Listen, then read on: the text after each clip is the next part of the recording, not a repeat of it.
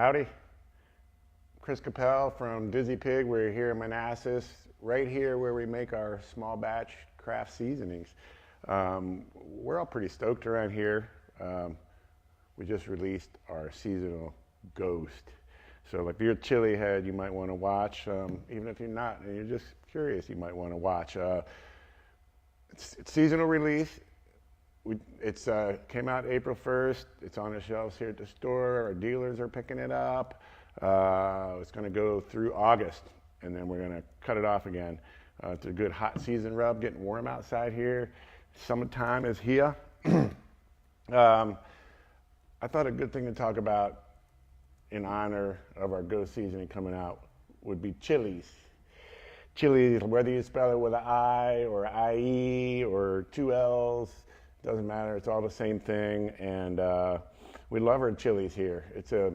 Except for our Happy Nancy, all of our seasonings have some form of chili in them. They add heat and they're really tasty. What I really like about the chilies is they're packed with flavor, but they're also packed with vitamins. A lot of vitamin A, there's B6, there's a lot of vitamin C, and there's minerals as well. Other health benefits have been purported to chilies, including heart and blood flow. Increases like your blood flow. It actually helps with your digestion. It actually is pain relief, even though it can be painful. It helps in pain relief, metabolism, boosts your immunity. They think it has cancer-fighting properties. So anyway, there's kind of a no-brainer. You should be eating your chilies because they're so good for you. So normally they're rated by Scoville rating, which is how they rate the heat of the different chilies. So I won't get too scientific here, but I can say that like a red bell pepper is between 0 and 100 Scoville units, where a habanero is between 100,000 and 350,000 Scoville units. In 2007, they thought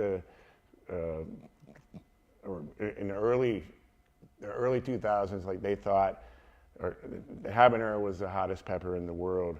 Now they have a pepper that's 100 times hotter than a habanero. So it's crazy they keep on breeding new ones that are hotter and hotter. But there is so much advantage to the flavor in these things. Not only do we get heat, but we get flavor. The cool thing about like chilies is as you cook them and as you brown them, the heat actually is reduced a little bit, but the flavor is increased. It blossoms with heat. So, the fruity and the flavorful aspects of chilies will come out more as you cook them. So I'm gonna talk about a few of the chilies that we use here in our seasoning. First off, we got paprika. So that's paprika. I think most people have heard of it. They've seen it on their deviled eggs. They might not totally understand the flavor, but it is a beautiful flavor. It's earthy. It tastes a little bit like tea. It's got tea undertones to it. It's got some sweetness too, like slightly sweet, and it's quite earthy. And that comes out as you cook too. And for color is why a lot of people use it, and we use it for both. It actually does provide a nice color to the seasoning, but we use it for flavor as well. Got a long history. It originally came from Mexico to Spain and Hungary, and so it goes back to the 1500s. As long as they've been using paprika. It's usually made with like a red bell pepper or a sweet red pepper. They have a variety of chilies they make it with. They're dried, and then they're ground. So that's paprika. Number 2 is guajillo. Guajillo chili is a chili from Mexico. It's pretty popular. It's pretty popular in Mexican cuisine. The flavor is a little bit fruity. I'm gonna try it here. Yeah, so I'm getting some fruit. I'm getting some like dried berries. Really, gently smoky.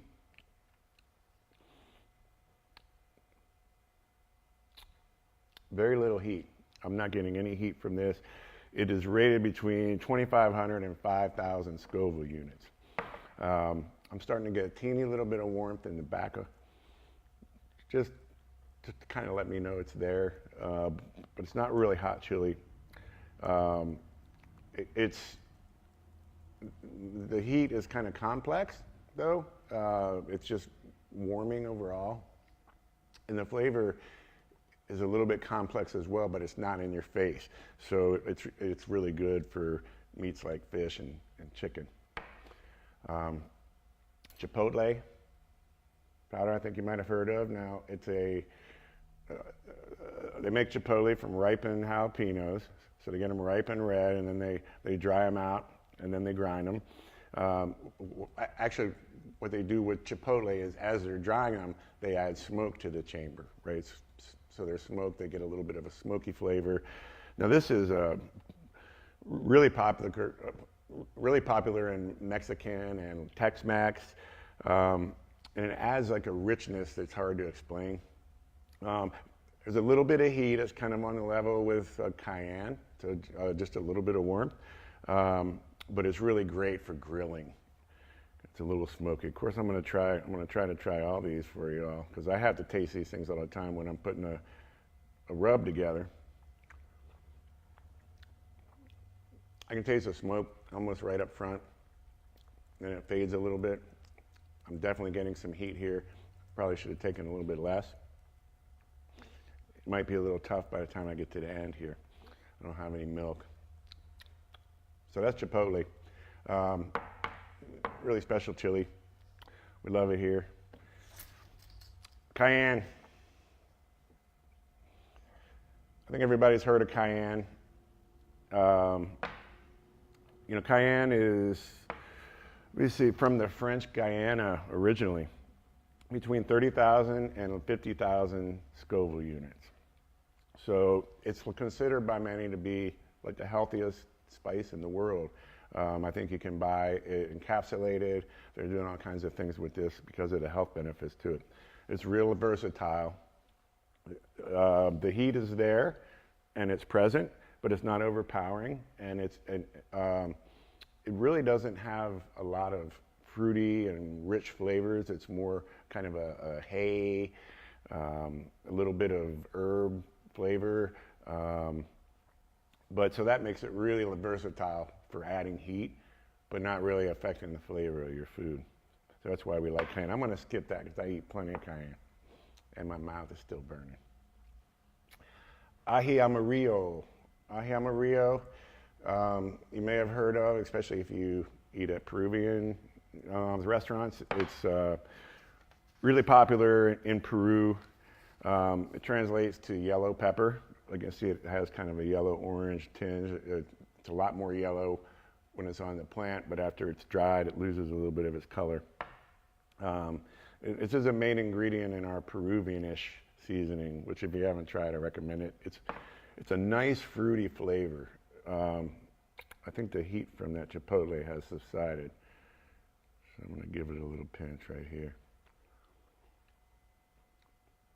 Right up front, I get that really fruity flavor. Mango, passion fruit, notes in there. I'm still not really getting any heat. Now it's starting to come on, so it's kind of a late heat. They call it the chili that tastes like sunshine. We love ají amarillo. I know I'm not going to taste this. These are crushed red peppers. You've seen them. If you've been to an Italian restaurant, like you've seen these in a little like sugar container with the big holes in it, shaking on your pizza. A seed will always get caught in your throat. We actually use these in several of our seasonings. It's got a kind of a heat that's a little bit different from the other chilies. And crushed red peppers are made, from bell peppers sometimes and cayenne peppers other times, but it's a wide variety of peppers are used to make this. And they actually, most of the heat comes from the whole seeds and like the membranes that the seeds are attached to. The flavor is familiar to most people because you probably had it in a Mexican restaurant. We like it because of the flavor is subtle, but it is a little bit fruity and a little bit tangy, and the heat is a little bit like different than all the others. It kind of comes on in the middle and late, but it's not too intense. It's just a warming heat. New Mexico chilies. Right here, these are beautiful. It's a beautiful red color, reddish brown, rich. As you might imagine, they're from New Mexico. They were actually, it's a hybrid, or it's a strain that was actually developed at the University of Mexico. What year was that? I don't know what year it was, but it's grown in the Hatch Valley of New Mexico. And there are many varieties of it, and if you've ordered at a Mexican restaurant and you've asked for, they ask you if you want green or red chilies, that's usually like the New Mexico chili. And for green, they just process them when they're ripe, and for red, they process, when they're unripe, and when it's red, it's a ripe chili. Okay, so what we buy here is about 50 or 60,000 Scoville units, and it's a really beautiful color. It has a fruitiness, an earthiness, and even though it's rated around the same as cayenne, it's a much more gentle heat that kind of comes on a little later. But what else can I tell you about these kind of chilies? It's earthy, and it tastes a little bit like tea. I'm getting a tea flavor. I'm getting dried cherries. So this is, and like that just accentuates as you're cooking with it. So that's New Mexico chili. Love that as well. Now we get to the African bird pepper. Really from Africa. It's 150,000 Scoville units. Okay, so this is it's a little bit hotter, and we use this more for heat. More for heat than we do for flavor. It's mildly fruity, kind of citrusy, a little bit herby flavor to it. And the heat just builds in your mouth continually. Actually, I got a lot of fruitiness after the New Mexico. Tasting almost an apple fruity flavor. Now peach. And now the heat's coming on. African bird pepper, 150,000 Scoville units. Okay, so now we get to the habanero, which used to be the hottest chili known in the world, but it's not anymore. It's gaining in popularity like a lot of chilies. So they're growing it in different areas. They even have a habanero out now that they call a habanado that has no heat whatsoever, but still a lot of that wonderful fruity flavor. So yeah, we value the intense heat of it, and we love the fruity flavor. That last one is coming up on me pretty good. I'm afraid to try this habanero, but I might have to anyway. Okay, what else here? Yeah, so these other varieties that have come out are a lot hotter, like the ghost chili, which we're going to talk about in a minute, and they've actually dwarfed the heat of the ghost chili. Now they have something called Pepper X that's 3.2 million Scoville units. I expect that's pretty dangerous. You have to be really careful when you're handling this stuff as well. Even habanero, if it's on your hands and you rub your eyes, or even a tender piece of skin, you're going to feel it. So the habanero we use here is actually smoked. No, actually, the ghost chili is smoked. Excuse me. I'm smoked from eating these chilies. So here we go. I'm gonna taste a little bit of this habanero. And actually, I'd love to eat this stuff I'm gonna try about that much.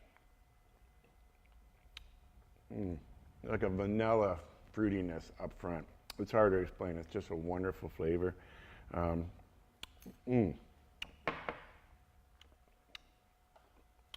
Habanero. We use this in our Jamaican firewalk and a couple other seasons. Finally, the star of the show, smoked ghost peppers.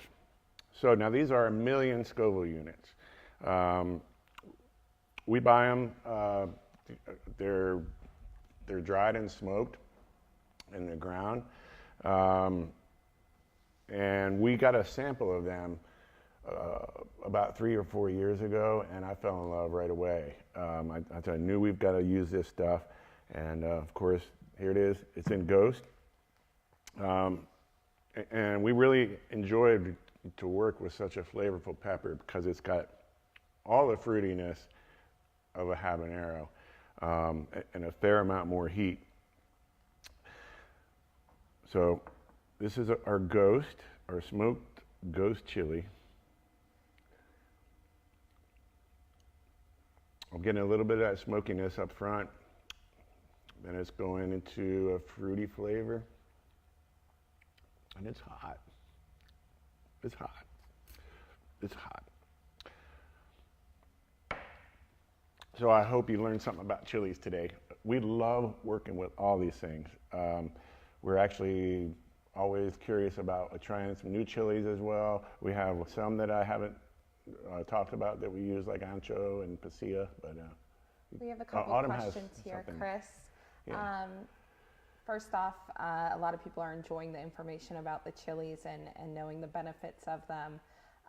Pete wanted to know that there's no Scotch bonnets in the firewalk. He thought it was hotter, apparently. Yeah. Well, Scotch bonnets actually was kind of a supply thing. That's what they originally used in jerk, in the jerk marinade. But no, we use a habanero because it was more available, and we really liked the flavor of it in the firewalk.